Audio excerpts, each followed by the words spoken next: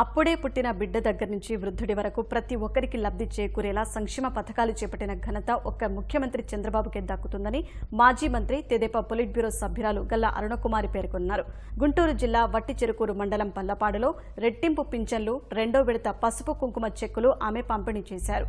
ఈ కార్యక్రమంలో మాజీ మంత్రి మాకినేని పెదరత్తయ్య పాల్గొన్నారు. మహిళలకు మిఠాయిలు పంచి చెక్కులు అందజేయడంతో లబ్ధిదారులు సంతోషం వ్యక్తం చేశారు. సంతోషకరమైనటువంటి విషయం.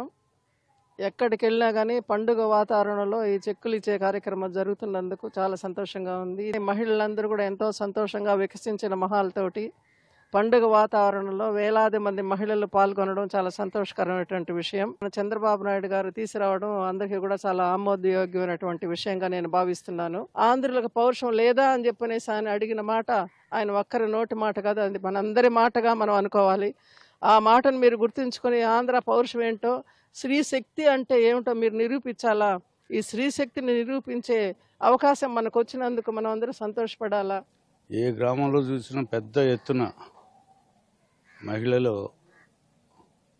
అటెండ్ అవుతూ ఉన్నారు. ముఖ్యమంత్రిగా చేసే కార్యక్రమాల పట్ల వాళ్ళు ఎంతో సంతోషం వ్యక్తం చేస్తూ ఉన్నారు. కేంద్ర ప్రభుత్వం ఎంత కక్ష సాధింపు చర్యలు చూపెడుతున్నప్పటికీ కూడా మరి ఎక్కడ తిప్పలు పడుతున్నాడో, ఎలా చేస్తున్నారో ఈ డబ్బులన్నీ కూడా నిధులు తీసుకొస్తూ అభివృద్ధి పదంలో అన్ని విధాల ఈ రాష్ట్రాన్ని పురోగమిస్తూ చేస్తూ ఉన్నారు. చంద్రబాబు నాయుడు గారు మా పెద్ద కుమారుడిలాగా మమ్మల్ని బతికిస్తున్నాడు. ముసలి వృద్ధుల్ని మేము చేసుకోలేకుండా ఉన్నాము, కానీ మా ముందుకి ఉపయోగపడుతున్నాయి. మాకు ఈ డోక్రా గ్రూపులు పెట్టడం వల్ల మా కుటుంబాలకి ఎంతో ఆర్థికంగా సహాయం చేసిన వారు అయ్యారు. కాబట్టి ప్రతి ఒక్కరూ మన చంద్రబాబు గారికి మళ్ళీ గెలిపించాలని, మళ్ళీ ఓటు వేయాలని కోరుకుంటున్నాం. ఒక పెద్దన్నలాగా మాకు అందరికీ సహకరించి మాకు ఎంతో సహాయం చేస్తున్నాడు. కాబట్టి మేము అందరం కూడా ఆయనకి వచ్చే ఎలక్షన్లో కూడా ఆయనకి అండగా ఉండి మేము ఆయన్నే గెలిపించుకోగలమని నమ్మకంతో ఉన్నామని చెప్తున్నాం.